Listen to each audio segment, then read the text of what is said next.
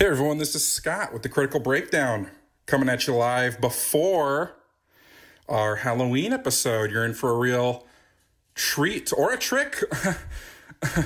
No, it's a treat. We have Kara on, our usual Halloween guest, and it's a lot of fun episode.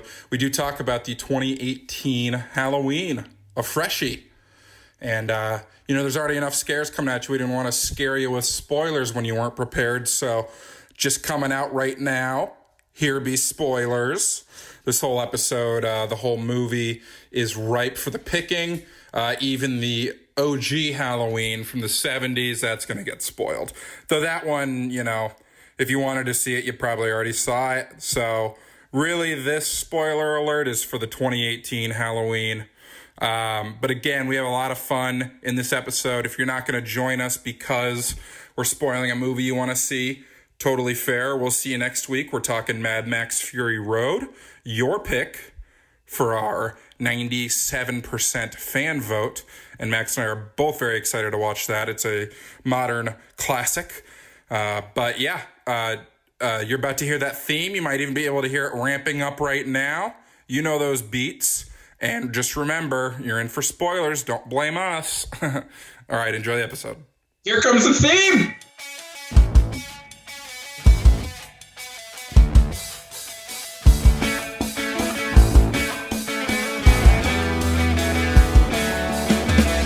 Hello and welcome to the Critical Breakdown, the podcast where we start at the bottom.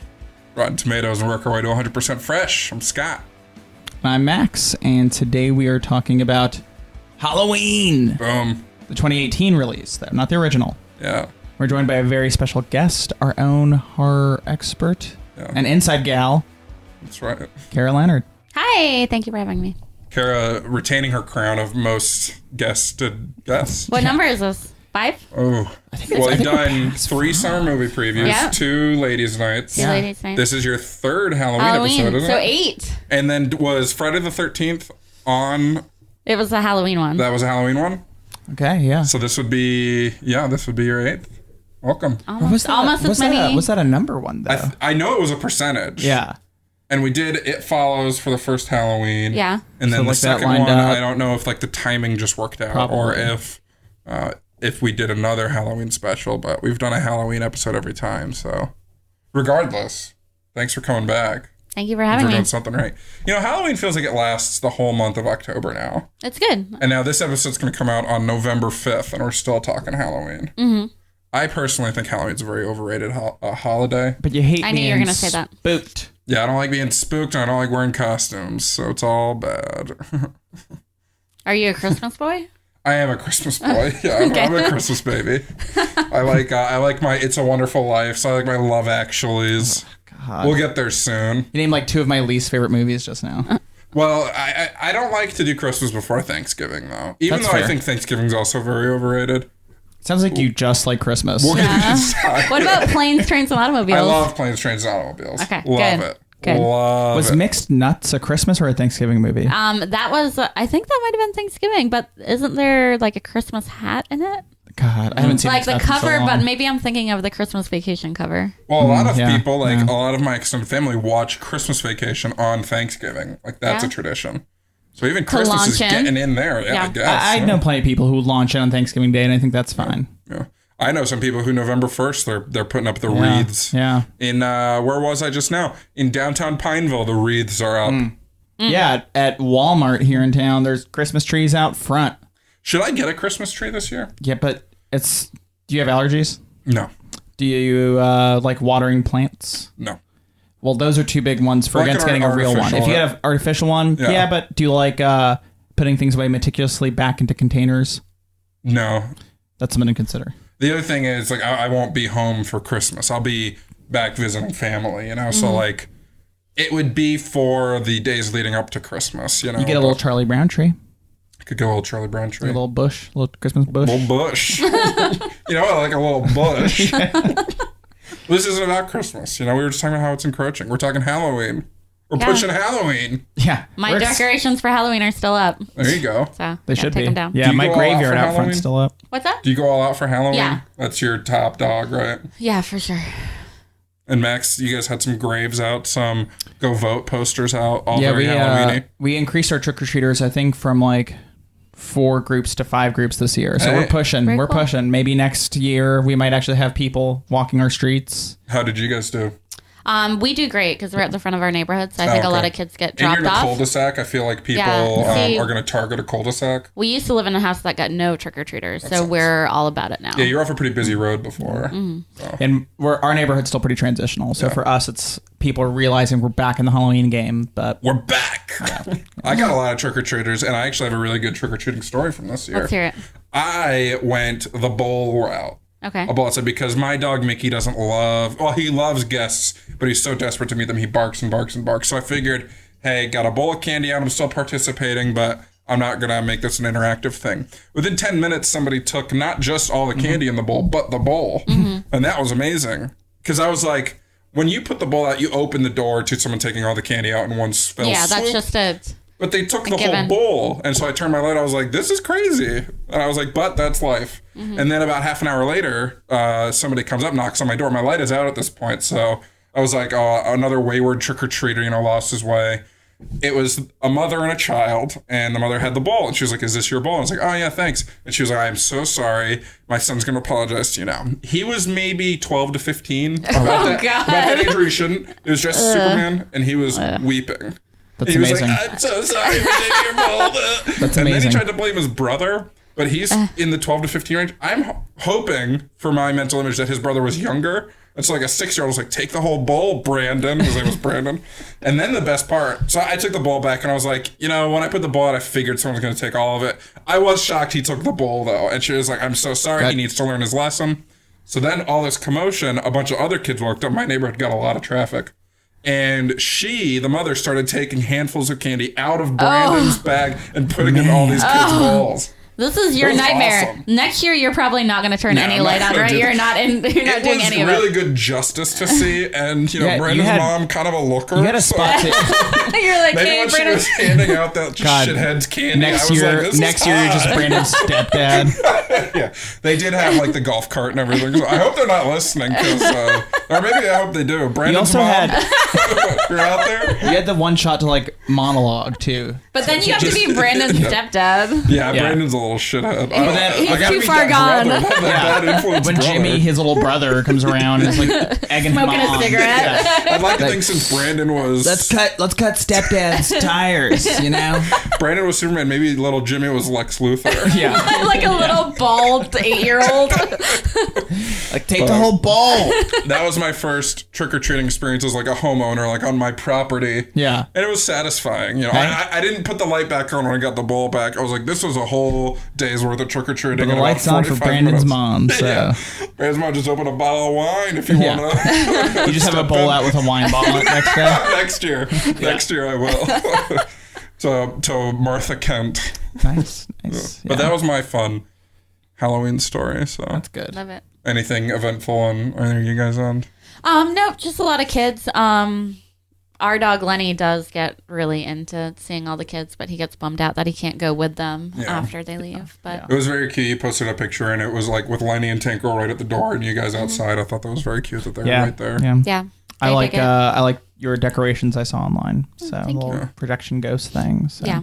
I need to, if I want to do like legit trick-or-treating, I say I need to get a setup. My parents have a good setup where their screen door is like 2 panels. So they can remove the top panel and keep the door closed and still just hand candy out. If I had that set up, I could do a real handout and not have to worry about like grabbing Mickey and making sure he can't get out the door. So maybe, because that was fun, the whole Brandon thing. Yeah. Maybe I'll really invest in this trick-or-treating. Maybe Halloween's Get on some the ups. single moms, See, ours is funny because we don't really interact with our neighbors a whole lot. So I think Halloween's like the one day. Because a lot of the parents, when they come up with the kids, they're like staring inside like, what's with these people? We don't know anything about them. We can tell they're like trying to gather like what our deal is. We should go to that Pentagram house one day that's here in Charlotte on Halloween and see what's going on there. I want to be that Pentagram house. I think just me with the bowl was a good start for Halloween. I won't jump into the pentagram house. Bring Brandon's mom. Yeah, if you're listening. She lives there. Mrs. Brandon's mom.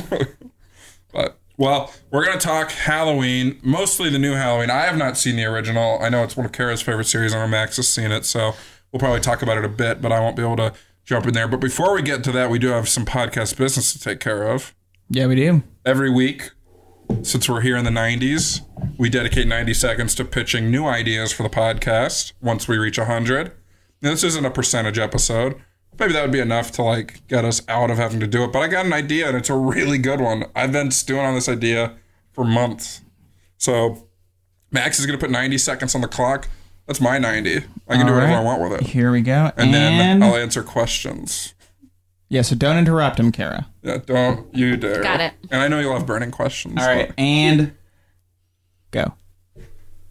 Life is full of a great number of mysteries, solved and unsolved. When you solve a mystery, the satisfaction is tough to match. So I propose that Max and I, like the great conspiracy theories of the past, take on one of those great mysteries that has haunted American folklore and culture for years. And we find Sasquatch. That's why I propose our next podcast, a true crime investigation called The Quatch Watch.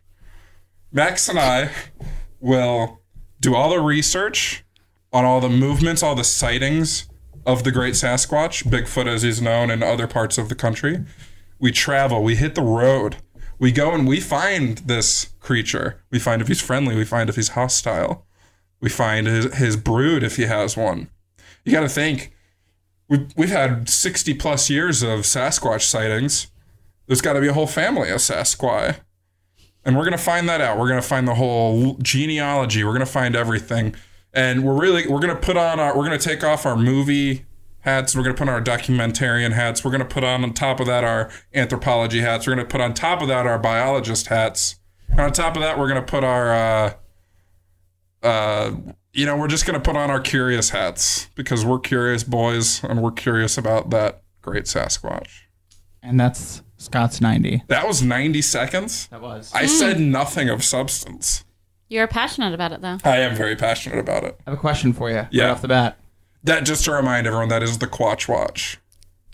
Do you think this will be similar in any way to the TV show Finding Bigfoot? I can't speak to that, having not seen or heard of it, but I imagine yes.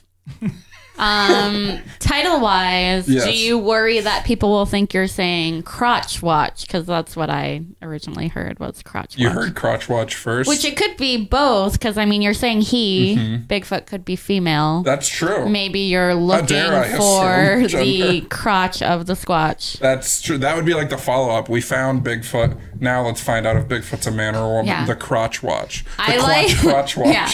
I like the theory that Sasquatch is like a werewolf. Okay. We haven't found a dead body because people turn into Sasquatch. There's like a Canadian term that's a Canadian like Indian term that's very familiar, like to that. It's like the Wendigo or Wendigo or something. Yeah. That's a cool concept. I've never heard that theory. That's so interesting. I can't wait. You're gonna be our first guest on the Quatch Watch. I think our second guest might have to be Rob Lowe because he apparently survived a Bigfoot-like experience at one point. He come again? He had some kind of near-death experience with Bigfoot, he claims, I think. And we're going to have to get him on the phone. Yeah, get Robbie Lowe in here. Wow. And his sons, because he had a show, too, about this. Oh, I feel like I remember that. The Lowe Files. It was recent, too, wasn't it? Yeah, like the last 3 years or so. Oh. So. Well, maybe we'll have to check that archival footage to see if we got it. What's the guy's name from Finding Bigfoot that does the calls? It's Rob Lowe, actually. There's a guy that does calls. I mean, I don't know. People call him with Bigfoot? No, he does Bigfoot calls, like what he thinks a Bigfoot would be attracted to. I don't know how he knows that. But there's Cliff Barackman. There's James Bobo Fay. Bobo, that's it. Bobo from Finding Bigfoot. You can get him on here. Yeah, because I think that show ended. Available. Yeah, I think it did. Well, you know what? Maybe the Quatch Watch could even take a different angle and watch all of the Sasquatch-related media that's been produced and decide who's closest. Do you think there's anyone who differentiates between them enough where they'll get angry if we're trying to put them together in the same category? Yes, I'm 100%. Sasquatch and Bigfoot? Yeah. That's what I'm interested in finding out. That's actually almost more interesting than actually finding the creature. The fanatics, basically. Yeah, because the Sasquatch could, in theory, be multiple creatures, right? That could be like a race. I don't know, somewhere here in North Carolina, there was a Sasquatch festival like a month ago, and it was the first one, and I guess they're going to do it. We skipped because we thought it was Crotch Fest and not Crotch Fest. So. Next year. Yeah. Well, that's the Quatch Watch. It's good. We'll see where it ranks on the Piper, the Podcasteria Power Rankings. You know, the fact that there's all this other Sasquatch and Bigfoot related media could be discouraging to some, but to me, I'm encouraged by that. It means there's a market. You know, and podcasts are the new TV. Hey, it's not about who does it first. It's about who does it best. Is that true? Yeah. Okay. Oh. I'm down for that. Yeah. I had like 13 jokes I could make after, but none were good. So. All right. Well, I appreciate your restraint. And that's the 90. All right. Before we go any further, we do need to have another discussion. To announce our winner. Oh, the poll winner. Yeah. Kara, who did you vote for between Mad Max Fury Road, Good Will Hunting, The Princess Bride, and Jaws? I did Good Will Hunting. You did Good Will Hunting? Yeah. Good. I also did Good Will Hunting. It might have just been you and I. Oh, really? Good Will Hunting did not have a good turnout on the poll. Oh, I love that movie so much. So good. It's I could my watch it over and number over. 3 of all time. Yep. But our winner, not Good Will Hunting, was indeed Mad Max Fury Road. Oh, calm down, Max. My namesake, dude. Yeah, but I have already heard some backlash from the Break Clowns saying, wait a second, boys, that's a sequel. We already dispelled that like 3 episodes ago. I know, man. Yeah, because like it sort of is, but who cares? They're standalone stories. And haven't you discussed it before when it was out? Kind of lately, maybe. It's or probably nominated? come up before, but it's come up in convos. Yeah, but we we've haven't never nothing deep dive. Yeah, we never dived. Yeah. We have done sequels though. We did Creed. So. Yeah. You broke the sequel mold. So. Yeah, I broke that barrier. And our reasoning for that was once you're in like the 90th percentile, everything's good. So if you come across a sequel. And you can argue that Creed's not a sequel since the new one is Creed 2 and not Rocky story. 8, whatever it would be. You can do the same with Mad Max. I think Mad Max Fury Road has a better not a sequel argument than Creed, because with Creed you don't really need to have seen the prior Rockies, but it helps a lot to know like the Apollo character and stuff like that. With Mad Max, I've never seen any of the Mad Maxes, and it's not like there's direct references, at least to my knowledge, to the original you wouldn't 3 have to movies, 2 understand. movies. Yeah. You could go in blind and have a good time. So. And there's not even like, I don't think are there actors that are in the original and the new stuff? Yes, they're not playing character. They're not playing the same character. Yeah, so Creed even has Rocky, so that alone would make it more of like a continuation of a series, whereas this is like, I would consider it basically like an anthology series. Yeah, that's how I see it. It'll be interesting to talk about, especially because of all the stuff that's happened afterward with Warner Brothers and George Miller about making a sequel, and I think Warner Brothers is like not acknowledged or didn't pay George Miller or something. I haven't heard any of this regarding that. There's a lot of the back end that we'll do our research before we talk about it. But did you expect that to win the poll? Those are all pretty big releases. That's the newest one. I thought Mad Max or Princess Bride would win. And I had some people tell me they voted for Princess Bride. So. Yeah, I could have seen either of those because Princess Bride's pretty popular and Mad Max is the newest. So. Out of excluding Mad Max, out of those movies, which do you think is most likely to get a remake? Oh, yeah. Oh, probably not Princess Bride, but maybe. That's the one I think I picked. Because Good Will Hunting, I picked that for I don't see the point in a remake to that. Jaws, in a way, has been remade with the Meg, with like every shark movie that's come out, but there hasn't been like Jaws. You could do a retelling of The Princess Bride with like a different story. Yeah. You shouldn't because it's perfect. But Which I've heard the new PG-13 Deadpool that's going to come out at Christmas is going to be, he's going to read it, get Fred Savage to like act like he's reading it. There's a new PG-13 Deadpool. So they've moved Alita Battle Angel, Fox. These are all Fox's movies. They've moved their entire lineup around and now have an untitled Deadpool movie coming out at Christmas this year. And the rumor is that it's a PG-13 recut of Deadpool 2. And now there's another rumor that it's going to be somehow laid out like Princess Bride, where someone's reading it too, or Fred Savage is like reading it to Ryan Reynolds, probably like that. That is odd, and I don't personally see the point. I mean, I think the point is Alita Battle Angel must be really, really bad. I haven't gotten a projection of confidence in that movie from its marketing. It could be good, but I mean, it just has that uncanny valley weirdness. It changed a lot from the first trailer to the second trailer, the animation and stuff, and it helped a bit, but I'm not interested. I like a lot of things that Robert Rodriguez does, but not the end product. I like how he does things, basically. You're more interested in the behind the scenes. I think he's a really interesting filmmaker for his process and how he is very DIY and do it yourself and stuff like that. But I think a lot of he's hit a couple hits and that's it. And from then on, it's, he also made some terrible movies. So it's just a mixed bag, know? But we'll see. And then they've been, even more than Robert Rodriguez, I feel like they've pushed the James Cameron angle, him producing it. Because on all the trailers, it's produced by James Cameron. He's been big on that story for a while. I didn't even know Robert Rodriguez was directing it. Yeah. But I knew James Cameron was producing it. Exactly, so that's... For somebody who actually pays attention to this stuff, that's probably pretty telling. You see, they announced all those Avatar sequel titles. Yeah, they seem so generic to me that I don't know if they're real. The water walker, the seed. Yeah. I mean, I'm making these up. Yeah, something with seed, something with water. Name 4 things like that. It was like the birth of the Tawa attack or something. Yeah, like finding Mother Navi. It's all embarrassing. Finding Navi. What I heard is there's going to be an overarching villain in all of these movies. Huh. And is it going to be James Cameron? So far he's the villain. Is it going to be Stephen Lang's character? Or is it I've heard he's coming back. What's the point, man? I've got something. I've never seen Avatar. That's fine, dude. You should watch it, but you would hate it. Yeah. The thing about Avatar... I mean, I was running a theater when it came out. We had it for about 9 months in 3D in the same large auditorium. It's perfectly adequate, is the thing. It's fine. I think it's a very poor story. If you watch it, it's not poorly told. It does exactly what it needs to do. It's not a great story, but it's a story that's been told a billion times. It's fine. But it's not... I think it hit at the right time. To defend it because he owns it on iTunes. No, on Amazon for school. But no, it's not... the acting is okay. Yeah, the writing is just... But it's just you expect more from how much it made. The splendor of it was on the visuals and the 3D when that was a new thing still. To watch it now would be interesting when 3D died. I don't even know if movies still come out in 3D. They do. They do. But nobody really cares, right? Yeah. And the visual side of it still might be very visually compelling, but I don't know that it's all that original and groundbreaking enough to watch it in 2018 and be okay, wow, Avatar is still really... gorgeous and cutting edge and things like that. I watched probably 2014 for the last time, like I said, for that school project, and it was okay. It wasn't good. It wasn't bad. It just was. There are really cool movements. The camera work is really solid for it being mostly CG.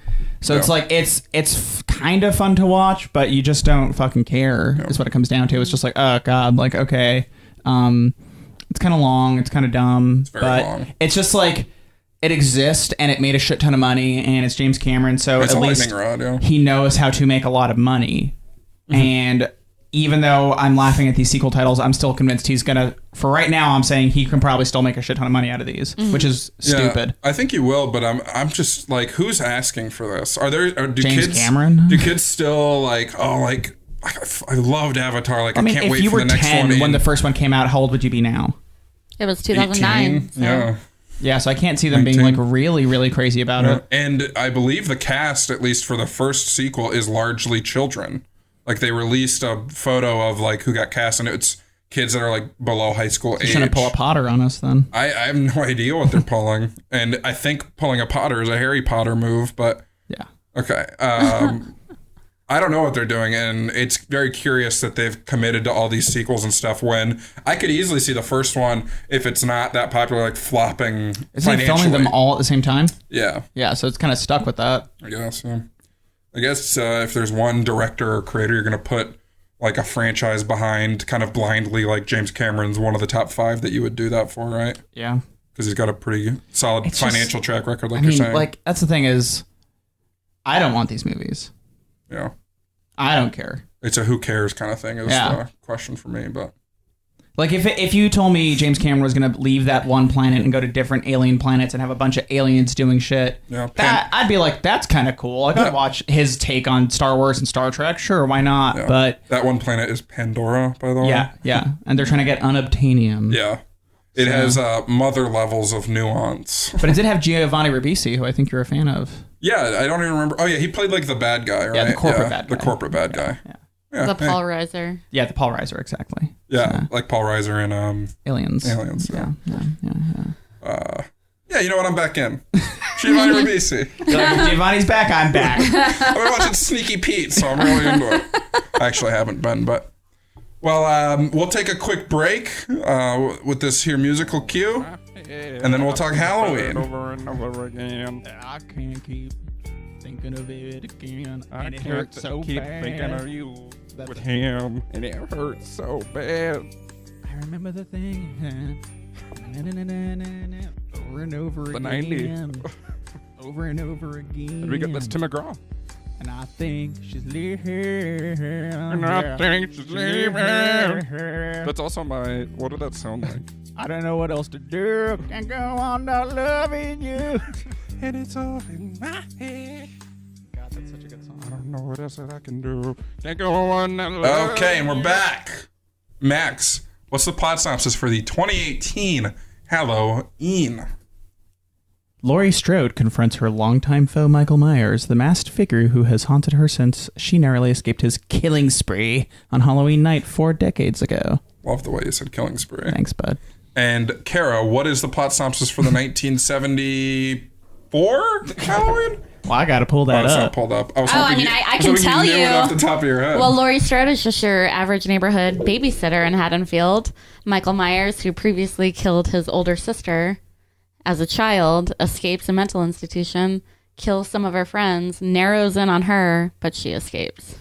That's very good. Nice. You should write IMDb synopses. Should I? You can write them a lot better than some people. Yeah, some of the synopses I'm committing to that. Synopsi are pretty bad. Yeah. Like, Max has to clean up a lot of them when we read them. Yeah. And I've always wondered if they are written by users or if they're written by the company. And when I had looked for at least a few movies that I had checked, they were written by IMDb users. I would think if I were a production company, I'd want to write my own. You know? Sometimes they spoil a movie in the synopsis. Yeah. Yeah. But, you know. All right, I'll kick that soapbox out. No one cares about that. I feel like if you're very spoiler conscious, it's hard to even look anything up about a movie. Yeah, that's true.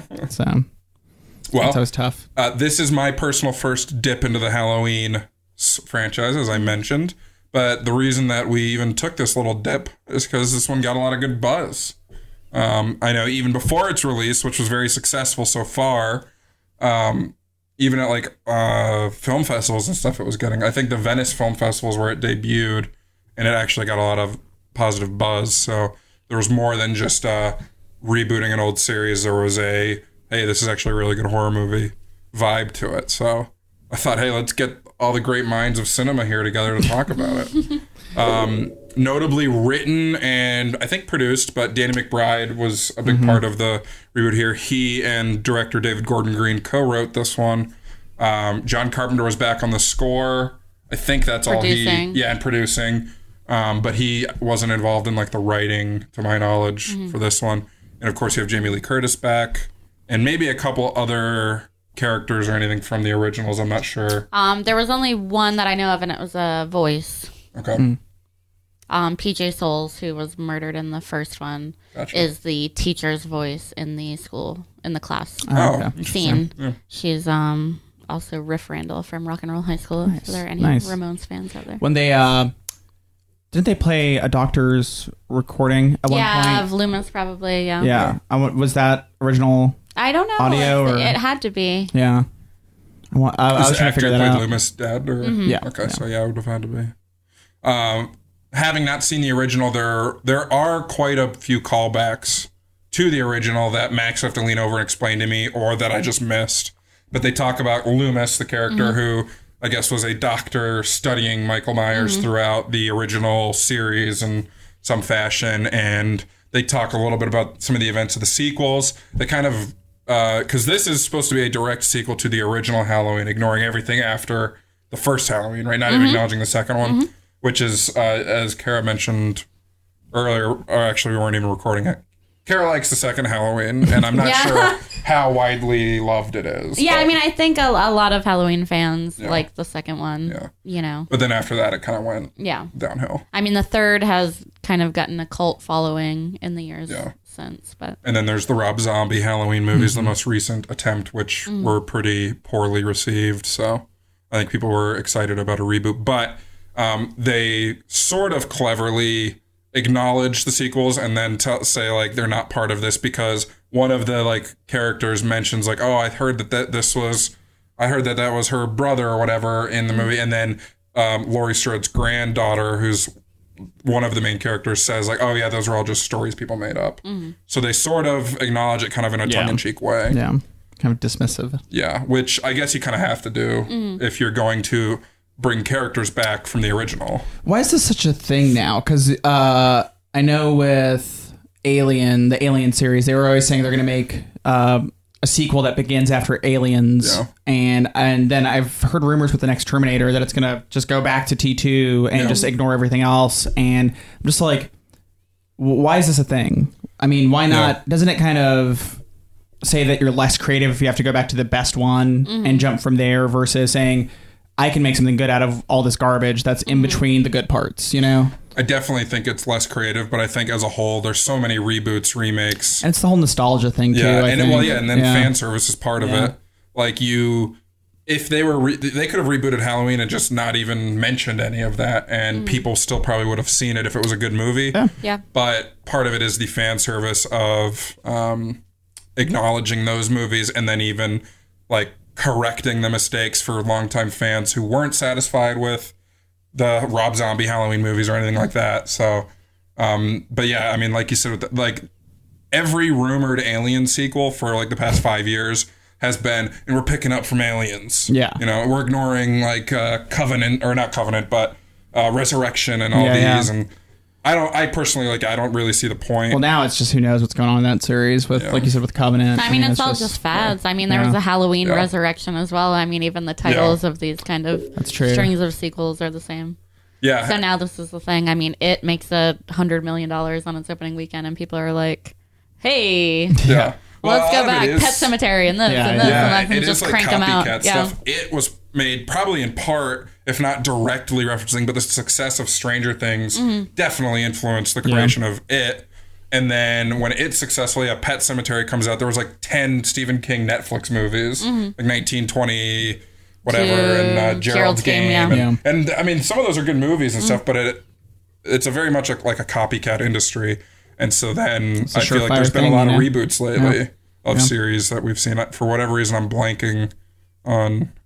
Well, Ghostbusters. Something we talked about last week. Yeah. I think people studios probably consider these safer bets too. Than you could have made almost this exact story in a non-Halloween world with a totally different title, changing some of the characters and kept everything else the same. Yeah. But without the name, you don't have that same like cachet of interest. You don't get an immediate audience, basically. Exactly. Yeah. So it's probably considered safer if more unoriginal.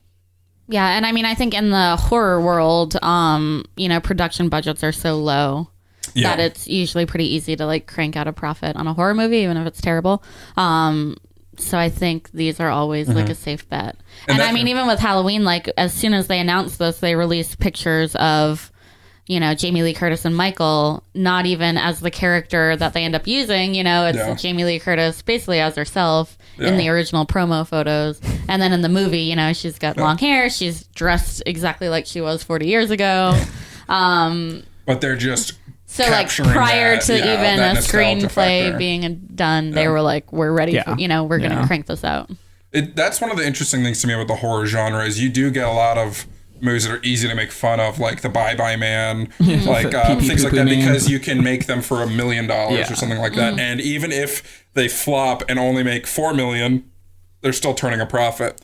And this movie had a $10 million budget, which is insanely small for such a like a popular franchise. series. Yeah, Yeah. it's a franchise film. And so it's already to date. We're recording on Sunday, November 3rd, 4th, whatever. And it's made $150 million already. Easy money. Yeah.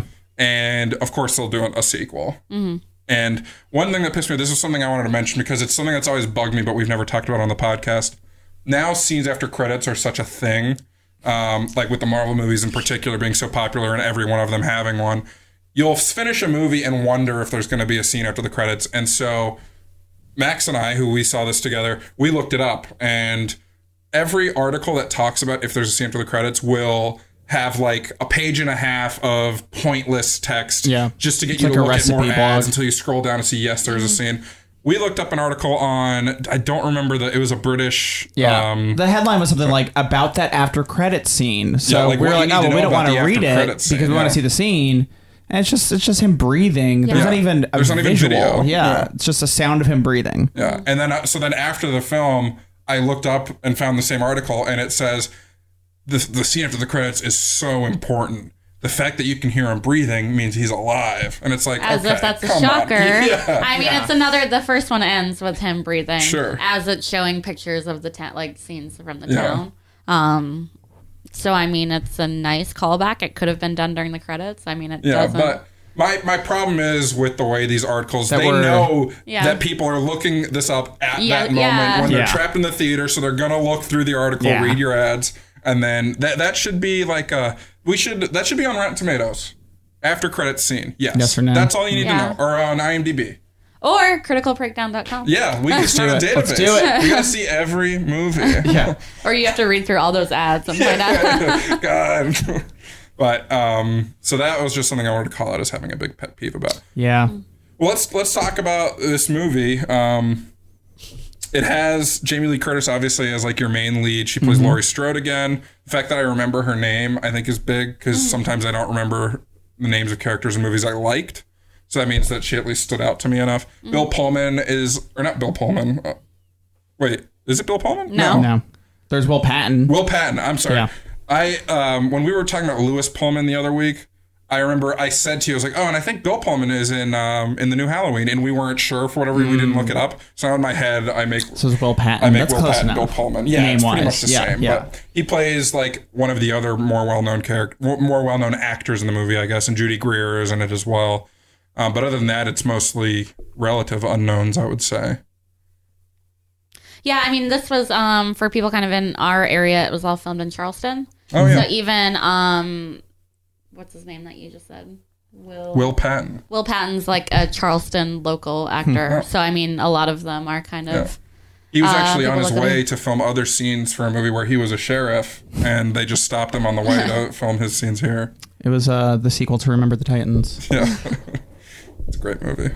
But the story device, I guess, that they use at the start is... We good? Yeah. The story device that they use at the start is reporters coming to... on the, what would it be? I guess the 40th, the 50th anniversary? The 40th anniversary of the killings on Halloween from Michael Myers. They're and they were podcasters, podcasters, yeah. which I called right away. Yeah. But I expect more movies to use that as like the becomes catch-in more normal, because yeah. true crime podcasts are so popular now. But they're coming to talk to him, and they're about to move him to a new facility.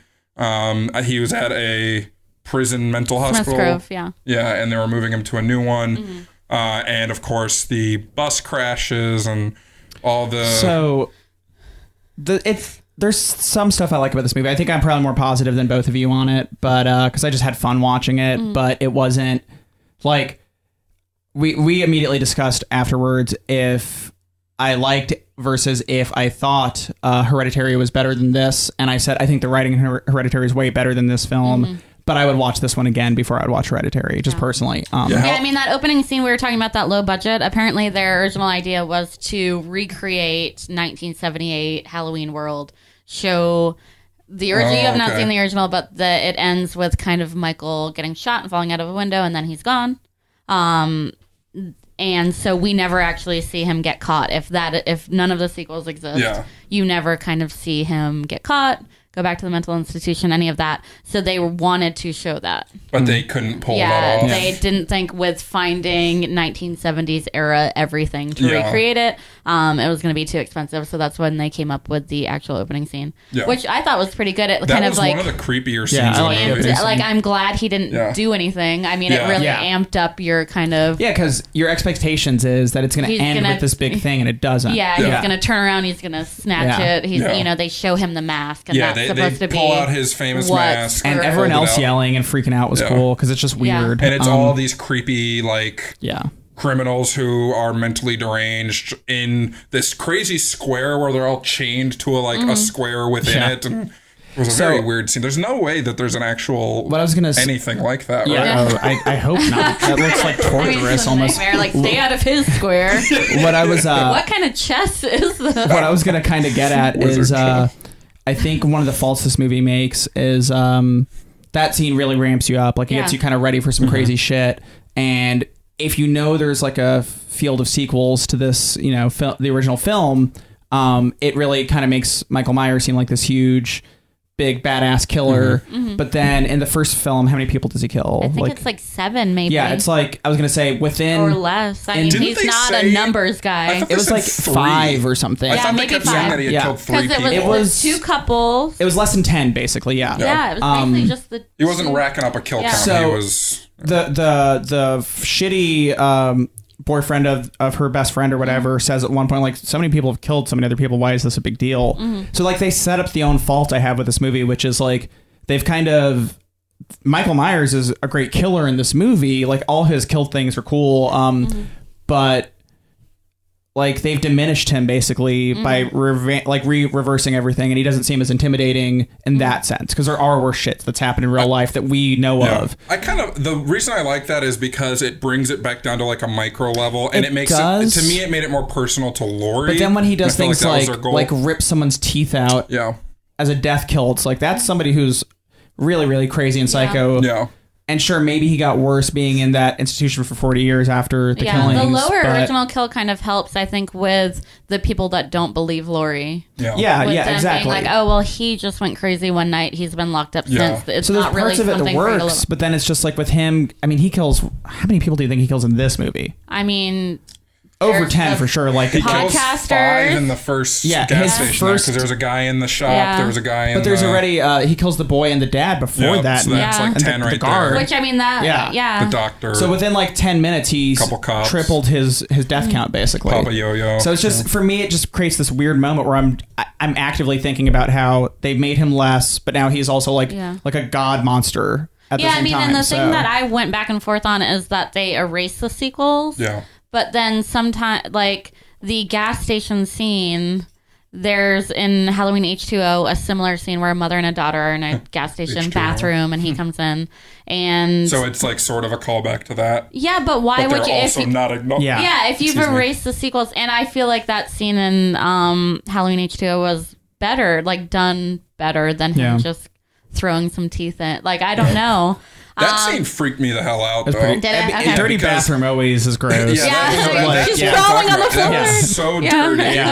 But no, like he drops the teeth in the thing, and then he's just kind of like, because he's not like an assassin. Yeah. He's just a guy, because he's just like kind of shouldering into this door. He's not overly strong and things, and there's something almost more fearsome about that, because to me at least, it's like this could be anyone who snaps and is killing people like this. Yeah. But the way he was slamming the like male podcaster's like head against the wall like 5 straight times, it was like, it sounded wet eventually because his skull was getting crushed. But like, it was so slow, and it wasn't like a methodical assassination or anything that it just made me like very uneasy. It was like a baby deer learning to walk again. I didn't think so. Like, I didn't know, like, every horror universe, I feel like, has certain rules. Like, when we watched Friday the 13th, one thing we talked about was like, oh, if the teenagers fuck, they're gonna die. Yeah. In this, I didn't know about those rules, and one of the first times you see Michael do anything is it's like a father and a son, I guess, even though the father was probably in his 70s and the son was 10. Yeah, that was odd. I loved there was a lot of age things. The thing that I liked about that is that you can tell Danny McBride like wrote this when he's talking about I like hunting, but I'd rather go to dance class sometimes. I'm like, I can. You can see tell when writing. Danny McBride was specifically writing dialogue, but they pull up on this crash bus and there's all these prisoners walking around the street, and that's already like a freaky situation. And then the dad is like a nice country guy, I guess. He gets out and he's like, y'all okay? Like, anybody hurt and stuff like that? And the son is like supposed to call the cops, and I don't think he ever does. And he goes up to the bus and he shoots the one. Yeah, Dr. Zhivago or whatever his name is. He shoots the doctor, and then he like runs back to the car, and Michael catches him. I think he was in the car. And for some reason, I was like, well, they're not going to kill a kid. You later on said that. I didn't know like any rules, and then they do. Yeah. But then he walks by that baby crib too. Like, he doesn't kill that baby. There are a couple and when he like walks by the baby crib, I was like, that baby's gonna die. I was wondering if they were trying to do something with when he was a kid and he killed his sister. If it's like, if you're below that age, you're fine, but if you're above it, it's free game. Like with his own age. I was wondering if maybe they were, but they never say anything with it. So it's just kind of I think with him, I think it's just killing a baby is too much. Like, I think with him, there's no rhyme or reason. Yeah. Is the thing. Like, my favorite part is once everyone's trick or treating and he's in the town. Yeah. Just kind of walking from house to house, just doing because there's whatever. people around him. That He might could be kill the anyone highlight he of the wants. movie, That too, is definitely the best part for me. Because it's like a long one-shot take. Of just him going through, and that's it's what the you scariest. think of when you think of Michael Myers. There's one other section that really, really scared me, but that was for sure like the scariest to watch because you just don't know. You get a really good sense of the neighborhood too, because it's not like sometimes for these long one takes, they'll do interesting camera stuff where it's like the camera's on a dolly just moving one way, and like Michael would walk in and out of focus, but you really get one angle. But this, it was like he was going to a backyard, they'd turn to the house, you'd see that he kills someone, then like the camera moves over here, so the camera kept like changing direction. You got a full sense since of he this moves full so slow. It's weird. It's good though. I like that because usually Very you have a lot methodical. of stuff going on. Yeah. But then once Laurie's there, I mean, my kind of thing with a lot of the items in this movie going back and forth, Laurie kind of breaking down, like going and parking when he's leaving. Yeah. She sees him getting on the bus. She's drinking in her car, breaking down. She goes to a restaurant with her daughter and granddaughter. God, that conversation was so poorly written. It was awful. Mother, you are drinking again. Yeah. And then when she leaves, she's like, this is what mother was like. This is me growing up again. Yeah, but then once she sees Michael, there's no hesitation, and she's hunting him, and she's She after shoots him. him in that yard. Yeah. So it's. I mean, I get that this movie is a lot about like kind of how a victim kind of processes stuff. Yeah. But it was weird for me that before he was out, she's like losing her mind about it. But then once she sees him, there's no. Yeah. I guess what they were trying to set was that she was waiting for. Like she even says in the movie, like I've been like praying every night that he would get out so I could kill him. And so they're setting up that. But it is weird that she'd be so like mentally broken and fragile about him until he's actually out, and then she's like lock and load, let's go. I kind of bought even though I think the writing leading up to it didn't really work for me necessarily, but I kind of bought the reaction of Karen more of rejecting it all, and then once she realized it was real, she's having a freak out. But then you see at the last second, she realizes he expects the freak out, so she's faking it then. Like that, I think worked better for me, but the lead-in writing for her was just a little clunky, so it was like, okay, whatever. I didn't enjoy the ending of the house sequence at the end because I felt like it was kind of against Laurie's motivations. All the time they're talking about how she wants to be the one to kill him and all this, and she has this like perfect like room where they can hide, and it's full of guns and things like that. But then she goes out and is like hunting him down. For me, that just felt like it was so unnecessarily risky to like expose herself that way that it just worked against the character to an extent. What's weird though is like that little cage thing they build. You know, the bars just come flying out, and I was like, why didn't you just make that like a decapitation machine and just fucking cut his head off? I mean, if the goal, she essentially like I like that it was all like female driven. Like we talked about how when the Karen's husband, Allison's father, gets killed, no one cares. There was also a weird like age thing there. I thought he was going to be Karen, Judy Greer's character's father. Yeah. When you first saw him, because he looks like a much older man. But I mean, I could get her digging an older dude. Like, that seems fine. I mean, once I get what you're saying, though. Fun, Yeah, but when I first saw him, and then you question it because they mentioned that she's been divorced. And then Allison says, like, "Oh, Dad, don't do that," or something like that. And I'm like, "Oh, okay." But I mean, in that trap, I mean, she's essentially made her daughter and granddaughter the bait in the trap, which is odd. Yeah. You could look at it as that Laurie's so far gone that all she cares about is killing Michael. And so even to make her family bait, like, that's fine. But at the same time, throughout the movie, she's like, call Allison, we got to get Allison. Like, that's like her core focus. I think that's an issue with the writing for this film is there's so many ways that it kind of feels like it wants to veer, but it never does. And so it kind of brings all these points together, but never really like leans in on one area. And I think it should have leaned in on one. And I wonder if part of that is because this is a sequel to a older movie and you have Jamie Lee Curtis as your main character. So you have to still consider everything that happened in the original and things like that. I wonder if that's part of it, where if they, like, again, you could make a similar movie to this in your own universe, and then your character motivations could be totally what you want them to be when you're writing it. But now you're balancing writing a new movie, being a sequel to this, sort of acknowledging these sequels that we're not acknowledging, but they happen, so we kind of have to have callbacks, things like that. It's like a tricky balancing act, because I agree the writing isn't super strong in this movie. Like, there are good bits of dialogue, there are bad bits of dialogue. Julian is amazing. The best. He's this. I feel like Danny McBride wrote that part for himself and then was like, I can't be a kid in this movie, so I'm going to cast the best like kid actor I can find. And the lines are funny. He's like, you got me staying up late, cut my dirty toenails and things like that. And why wasn't that kid out trick-or-treating? Maybe he already had. I mean, it was kind of later at the point. I guess, but he was easily scared though. He was easily scared, so maybe he hates Halloween. Yeah, hey, good for him. You're like, I relate. But he had very funny lines, and then hopefully he survived. I'm pretty sure he did. But he just ran off. We'll see him in Halloween too. The smartest thing to do. Yeah. Why would he go back up? I will say that the boyfriend. Go on. I wanted to go back to that one scene and the boyfriend's moment, but do we know why Michael had chosen that house to kill everyone in?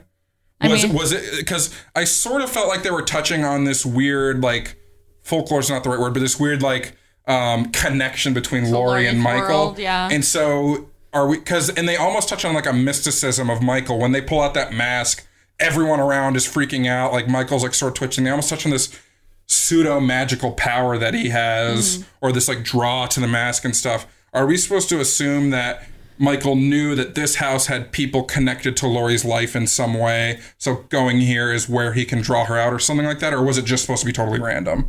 I mean, it could really be either, because even in the original, like, he goes to Laurie's friends before he gets to her. I assumed at first that they were really leaning on that babysitter angle in this one, because the first lady had a baby, so I was like, well, that could be a mom or it could be the baby. That's true. And then it showed like more mother and women type of targets for him. Yeah. But then at the house, I mean, he's kind of just killing whoever he finds. There's a babysitter there too, though, in that house. Yeah. But I was going to say the boyfriend, when they don't show you what happens, you can easily guess what happens. That reveal of his death, of that was gruesome. Knife through the neck in the wall, like a few feet off the ground. My first thought was just, I feel so bad for the guy who has to pull him down. Like, which Scott, that is a kill in the first one too, where they like knife someone up high. Do you see it there, or do you just see the aftermath? That's the first like Michael Myers like head tilt is after he stabs someone through a wall. The first Michael Myers head tilt, where he like does after he kills someone, he does a weird head tilt. Kind of like how my pug will do a head tilt when you make a funny noise. Like, it is strange how good that mask is at like emoting like that he's thinking. Yeah. Because it's not, I mean, you can't get any other emotions out of it, but just the way if you move your head. It's like you can see him processing. Yeah.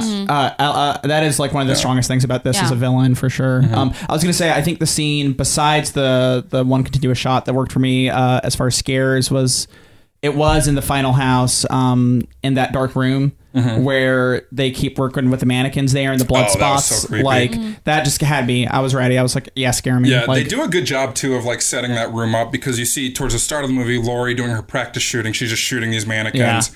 And then when they get to the house, she's like locking everything up because she knows Michael's going to come for them.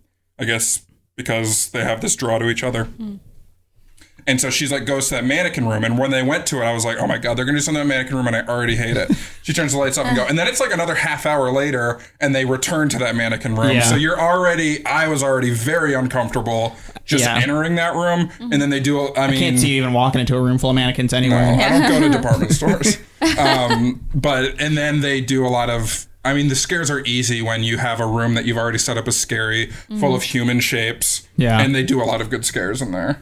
But I did, I think, help myself a little bit. I spilled a third of my popcorn during the opening logos showing.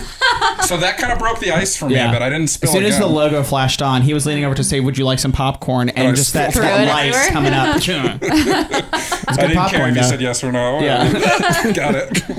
Would you like approximately 1/3 of the popcorn? And then Max did have the audacity to ask for more. Hey. It was good popcorn. Once he got me in, I was there. You know why I was good? You know why I was good?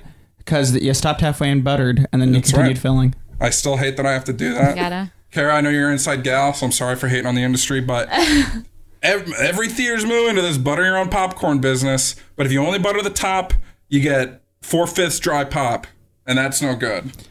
Have I pitched my idea to you? What? Butter a bombs? Popcorn bag that is lined with butter that melts once you put your popcorn in there.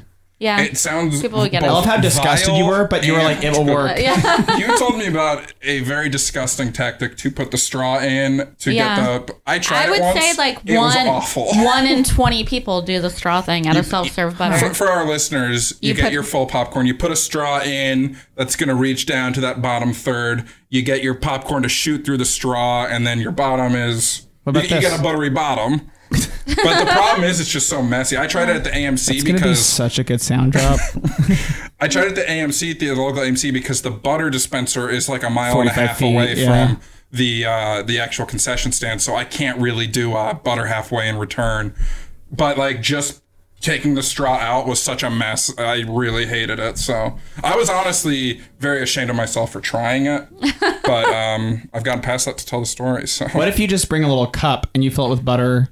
Then when they're filling, you're like, hold on. That's actually an interesting idea. I bring a little cup, go fill it with butter halfway. But you will have to walk through a crowded theater carrying a cup of butter. Yeah, that's... And I don't know if you'll enjoy the looks you'll get during that portion. It's hard to have any pride in yourself when you're holding a cup of butter at any point in your life, like unless you're making buttery popcorn for a theater. So maybe a flask then. Well, I mean, a courtesy cup is usually not clear. Usually it's got a logo on it. So people won't know it's butter. Just don't take a sip out of it. They'll just think it's like water a urine test. I just got hired. Or dip, which is what most people get courtesy cups for, to spit their dip out in. Get a Skull dip container. Fill it with butter. Oh, no. I like the butter flask idea. Yeah, butter flask. I could bring like a dropper or something too for it. Yeah. You'd be like a whiskey guy with their little water droppers, but whiskey then you have butter. butter dropper. I could bring up my flask, and someone I go to the movie with could be but like, whiskey butter might be you might be able to make that a thing. Whiskey butter? Yeah, like if there's one way to make Scott hate butter. Ooh, yeah, there's a way to ruin popcorn for me. It's by using whiskey butter. We're getting off track. We are. So Kara, what are your like overall thoughts? I mean, we've kind of covered the general plot. My overall thoughts, I mean, I enjoyed it. I didn't love it. Yeah. I wouldn't care if I ever watched it again. Wow. And you said that you've seen H2O 20 times, is that right? I will watch any of the bad sequels. Sometimes there's more redeeming kind of watchability to bad stuff than good stuff. That's true. I think can speak with confidence on that one. And there's something just in the middle about this movie. Everything was kind of in the middle. For me, the kind of overwhelming stuff for me was I like that they got rid of the brother-sister aspect. You know, their reason was, you're not related to Michael, so it makes it less scary for the audience if you're not related to him. So getting rid of that, I did not have a problem with. It makes it scarier that it is sort of random. The intro for me, like, I did not like that he was back at Smith's Grove. I thought it would have been much scarier. Like I keep saying, I've rewritten this movie in my head. Were the mics live when you talked about the... No. Pitch that idea, because that actually sounds like a really good way. Like, my thought is... He should, like, if we've ended at the original Halloween, he's disappeared from the grass. Why does he have to be recaptured in the time since? It would be much scarier if he's been just out and no one believes that he's still alive except for Lori. I have this whole idea that she's in her prepper basement kind of with a map looking at strange Halloween night killings. Yeah. You know, he always kills on Halloween. No one believes that they could be Michael because murders happen all the time. Yeah, and it's like we talk about the micro level. It's like 4 killings or something. It's not so she's 50 kind of people mapped died, these ones that she You thinks can even are... work in like that somebody who doesn't believe her says that's just copycats. Yeah. Spreading, you know, So doing the she's same kind thing. of followed these killings over 40 years and thinks he's making his way back to Haddonfield. Because just like brother, sister, we also don't live in Haddonfield. Yeah. So that makes it less scary for people anywhere else. Yeah. I think that kind of maybe would have been a better angle rather than we're erasing these sequels, but we're essentially going to do all these things that happened in the sequels. Yeah. Like, you know, some of the callbacks were... The fan service to me, as a huge fan, some of it was just like too cheap, you know? Yeah, I mean, it's a I did tough enjoy line. any of the kind of Michael Laurie switches, like when the granddaughter looks out the window at school and sees the grandmother. Laurie had seen Michael in the original like that. You know, at the out of the shadow thing happened with Michael, and then it happens with Laurie. She goes out of the window and then is gone.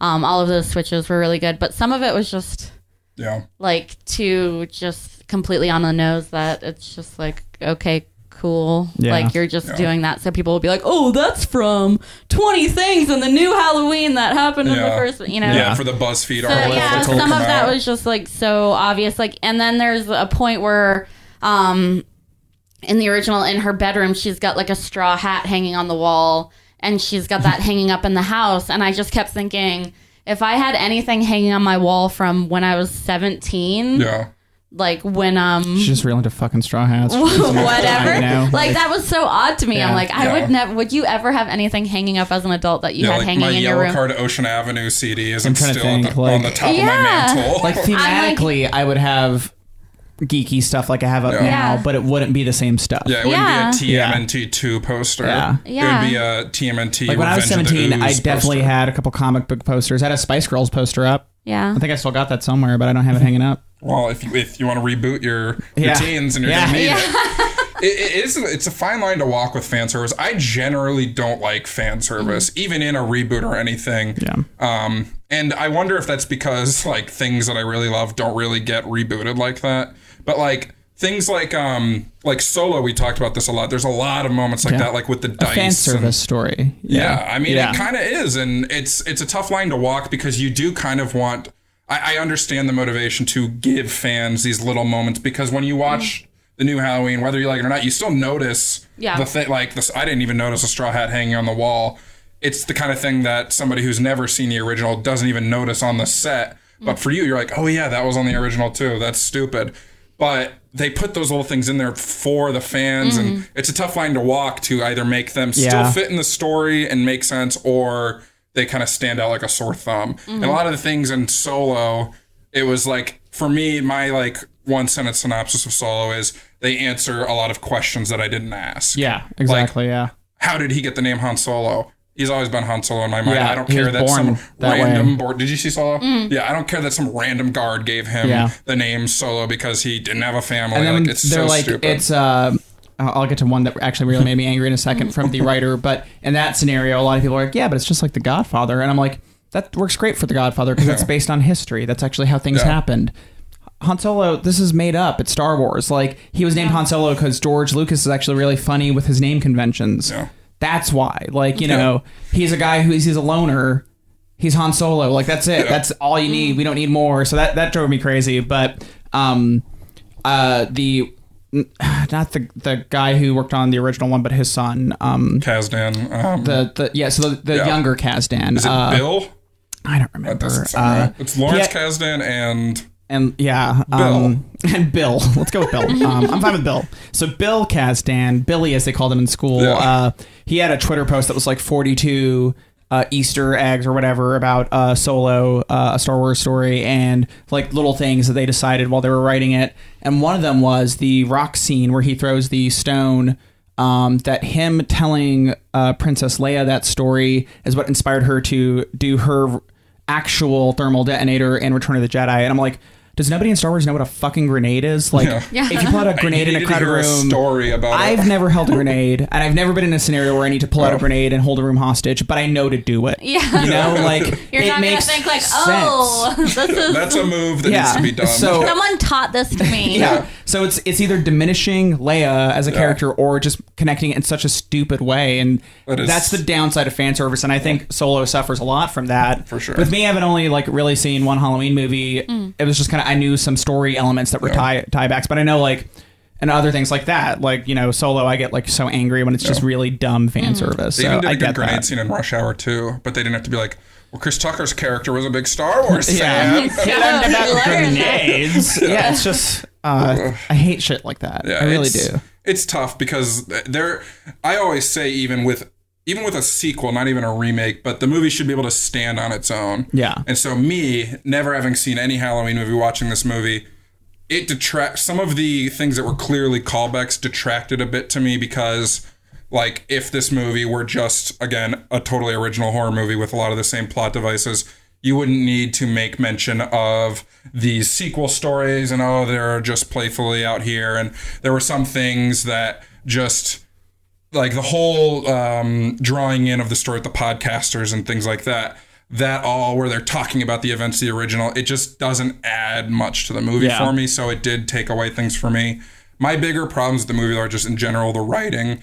Like, one of the things for me was the granddaughter. I forget her name. Was it Alyssa or something? Allison. Yeah. She calls Lori grandmother. And every time she would say it, it would be like, did you call grandmother and ask her to come to dinner? But I don't know of anyone who talks that way about their grandmother. Yeah, it would even be grandma, which is like still more informal and personal. But like, I have a Mimi and a Grammy. And when I talk to my mom, it's like, oh, hey, did Grammy call her? Is Grammy coming in for Christmas? Oh, did Mimi come down or call you for this? It's not, did grandmother call for talking about the trip or anything like that. It immediately took me out of the movie because the dialogue just felt so robotic to me from that point on. And there are scenes like Julian scenes, like the scenes that sound like Danny McBride. Those ones were definitely more human. But whenever Allison opened her mouth with her grandmother, I was like, there's nothing here that's a real relationship. And I can see some of this because there wasn't really a relationship there because of the challenge. They made it seem, once again, it was pulling in two directions because there was where she's like, well, I already called her, so I know that my mom was lying. So then you think, well, maybe she's fostered this secret relationship with her grandmother, which would be cool. Yeah. And then when they meet up, they feel like strangers, and she's like, take this money and run. So then I'm like... Because, like, I think of grandmother, like, they're trying to put across that she is not close to her. Yeah. She is just this person. But then... When they live in the same town, they encounter each other all the time. Calls, like, they talk to each other unrelated to... Because they set up, like, the only relationship they have is through Karen, through their mother. Yeah. But then she's talking to her all the time, too. So why is she... Did you call grandmother? Unless it's supposed to be, like... She's purposefully talking in this informal way so her mom doesn't know that she's talking to her. But they need to show that. They need to show that. They need to show that when she meets up with her, she'd be like, Grandma, you know, I hate that we have to hide this, you know? Yeah. And Sounds weird. Yeah, I mean, which would be more effective? I mean, the podcasters, in kind of the promotion leading up to the movie, they make it seem like that's a big plot point. Really, their only purpose was getting the mask to him. A little bit of exposition to build the world again. If I was working the marketing of this movie, I would have released like a 3-episode podcast that just ends with them dying. Yeah. That would have been great marketing. And they even mention that they had a really successful podcast on British Public Radio or something. You could release do that, the other one. And they could talk about their preview for the Haddonfield murders or something like that. It could be like the ending. Really cool. Yeah, it could have been like the ending of like the murders at Camp Crystal Lake. They could have done like that, a fake thing like that, and ended it with that. I mean, there's so many. That would have been awesome, actually. So I'm just like the podcaster thing. It's a fun idea, but it's just not fully. They didn't flesh it out. Yeah. It was just to bring Michael back into this world and to establish. And to give some exposition. Yeah, to give which some is a more clever way to do exposition. I'll give them that. Yeah, they could have been lazier and had Lori explain it all to Allison. Like I've explained it to you a dozen times, Allison. So let me do it again. Allison, come here, granddaughter. On this day of all days, Halloween. The one other thing I didn't like, and I'm curious your thoughts on this, I felt that at the end of the movie, Lori betrayed her motivations because throughout the movie, it's, I want to be the one to kill Michael, all this. And then at the end, in her danger room, they end up trapping Michael in there, and they're like, oh, that was our plan the whole time. They light her whole house on fire. They're watching him. He's not even on fire at the point that they walk away. Yeah. But the house is burning up around them, and then they leave. But you would think, considering that in the first Halloween he wasn't actually dead, and that this is 40 years of crazed, maniacal buildup to killing this guy, that she would see it through. And it's such a trope in horror movies where the bad guy's not actually dead. Like, you think he's dead, but he's not actually dead. And I know they're not going to actually have him killed because they're going to do another movie, essentially, or maybe even have Laurie die. But, like, it betrayed the character so much that she was so taking such foolish risks and things to try and kill him, and then didn't kill him at the end, to me. And it, like, pulled the rug out a little bit of the movie. Because the whole time, she's like, gotta protect my family, gotta protect my family. Then she leaves the safe room and is walking around trying to hunt him down. Then they finally trap him. Presumably he's going to die, but... With the girls as bait. Assume. Yeah, with her family as bait, her other motivation. I didn't like that. So did you think that was... Were you satisfied by the ending at all? Or? I mean, no, but I mean... They have to leave it that he makes it, but they could have been more kind of thoughtful in a way that made you believe that she believed he was dead. Yeah. Halloween 2, he catches on fire, same deal. Oh, really? Yeah.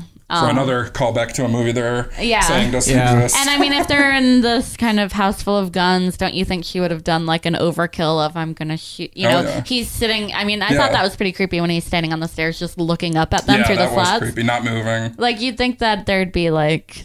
I'm going to shoot him 100 times. Yeah. Shit, he was ripping the floor up off the thing. He could have easily ripped through those walls, I would assume, after Not to mention that room still had other guns in there that he could have been grabbing. Yeah. What if Michael Myers was like a gun guy after that? Yeah. He's a gun nut now. Yeah, like... He just switches from murdering to being like really pro 2A and just Michael like pushing Myers, on gun rights. Halloween 2020 is him at an NRA meeting.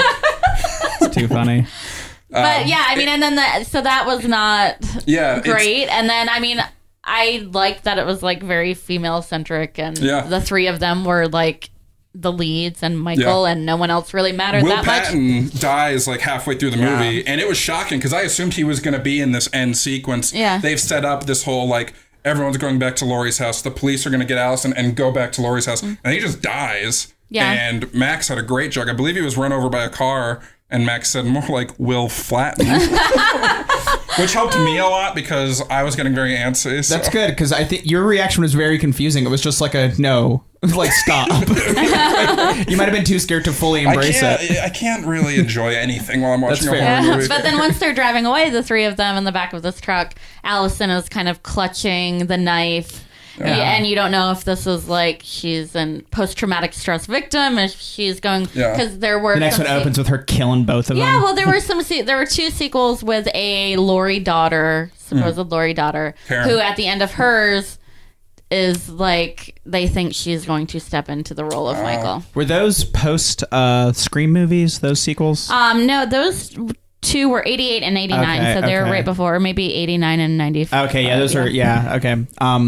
I was just wondering because I know with the Scream series, eventually they were pushing into bringing like their ancillary characters more and more into being the Ghostface person like throughout it. So it's never. I think I don't think it's ever been the couple main ones, but I haven't seen the more recent ones. Yeah. Like when was the last time? When was the last Scream movie? When did it come out? Movie, I think it was like 20. Oh, yeah, did they do a TV show? They did a TV show. Right. I remember that on MTV. I think.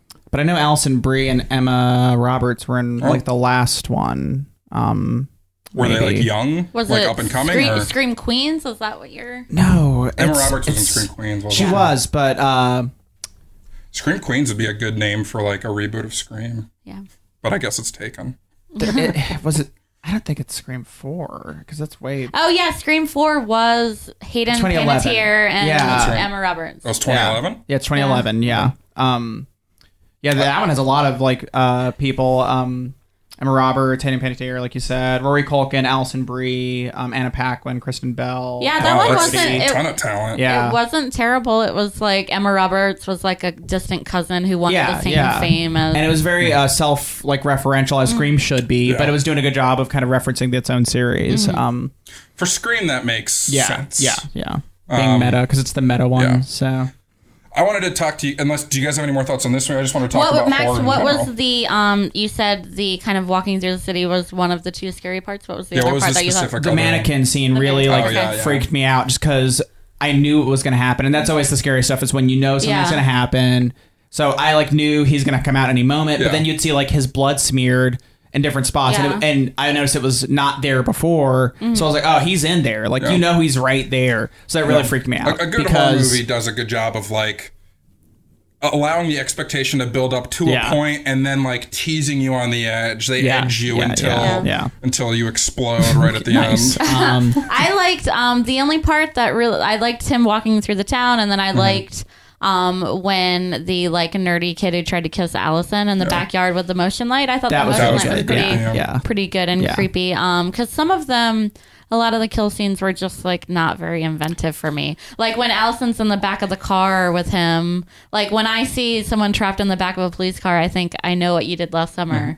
So you're you're now calling back to a less than a much less than series. A movie that deserves no call. But I mean, I thought that did it better. I'm like, well, this cop car thing was done better, and I know what you did last summer. That so why are we doing? Out too, when he was unconscious, Michael was in the back at first, and then when the doctor, who from the moment the movie starts, he's going to be, he's Dr.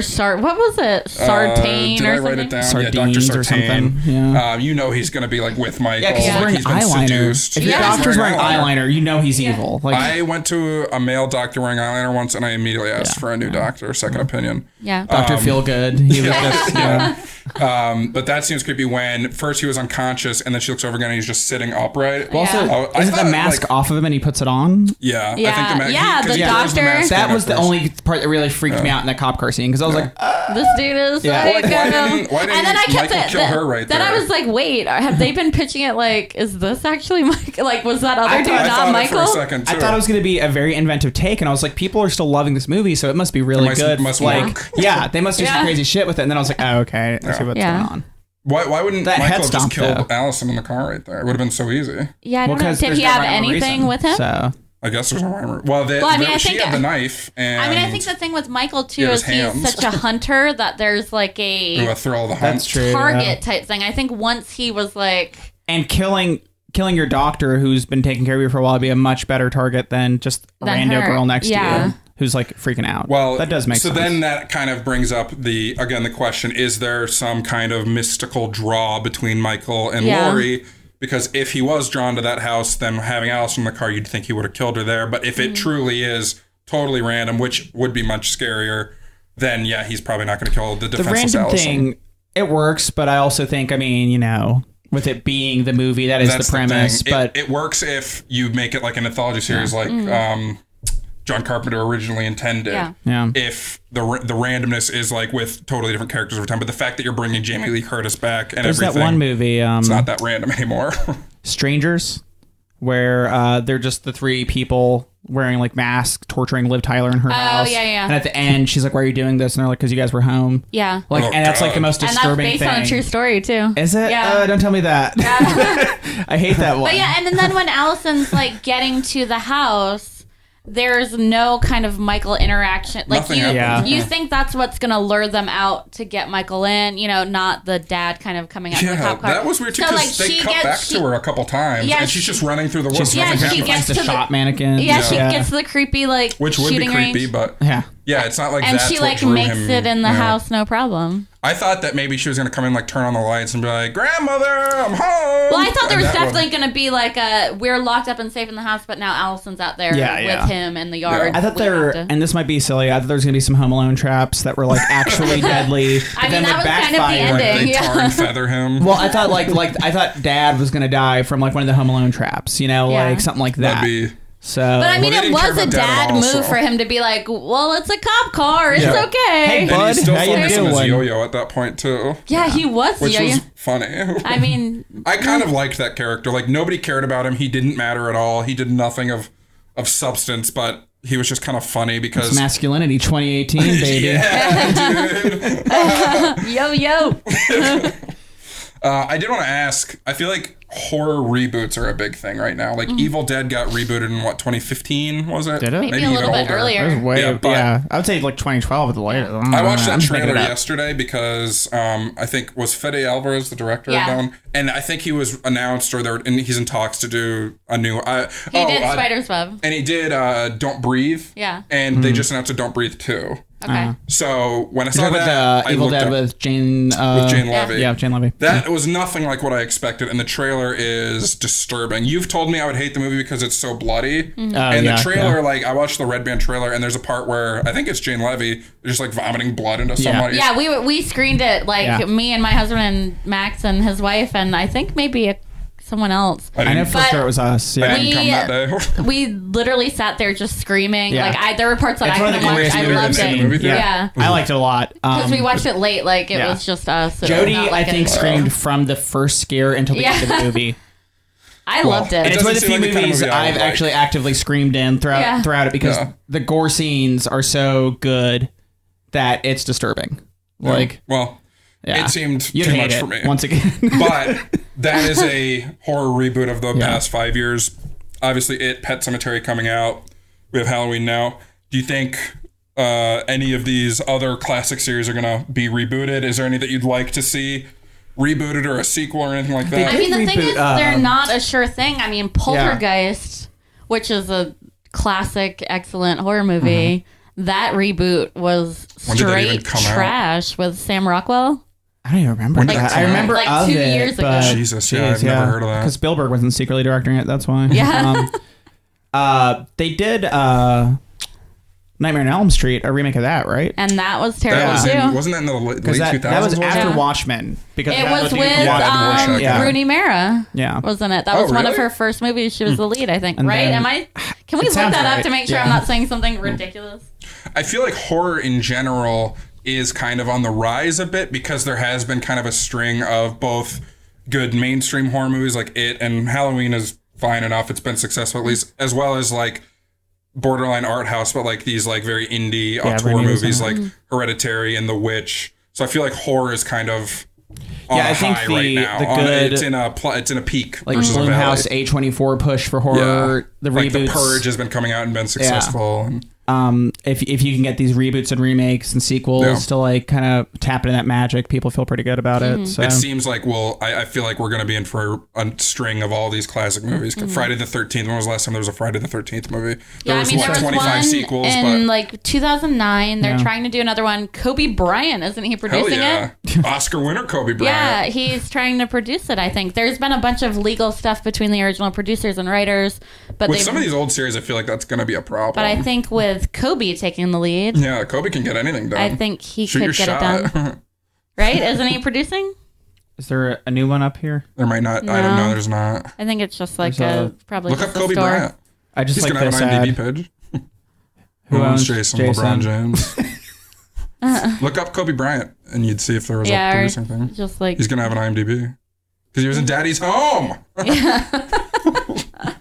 No, there's nothing in there. Nothing. I'm sure there's like stories on Google about it. Yeah, but I feel like we're going to be in for another like rash of those, as well as like good. Like I liked Hereditary well enough, even though I was very against seeing it. I think of the five of us who all went. I think I had the best. You're the most positive response because I thought it was like really. I thought a lot of it was really well done, and I thought most of the writing was good. There was just one part that messed me up that wasn't like, but it just dropped me out of the story, and so after that, I was just. Have you guys watched Hill House? Are you liking that? It's kind of that same wavelength of is it a mental illness or is it a haunting? Yeah, I've seen a lot of people like it, and what I've heard is it's not like it's more of like a psychological thing versus jump scares, like cheap jump scares, which I would like a lot more. But I watched like episode 6. I was at a friend's house. They were watching it, and it freaked me the hell out. Just the atmosphere and stuff. So I've heard it's really good. I think they've already greenlit a second season, and it's got a lot of really very good heavy. You watched it?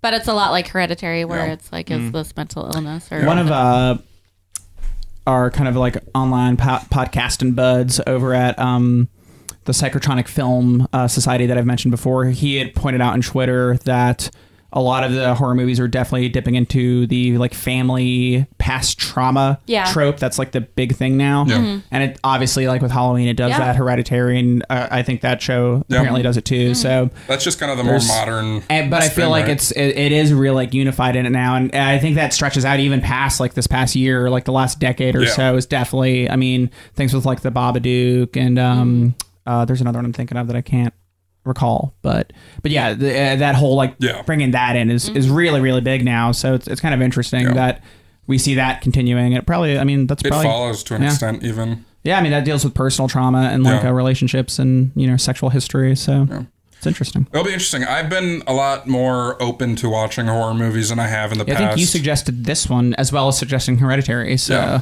I did not suggest Hereditary.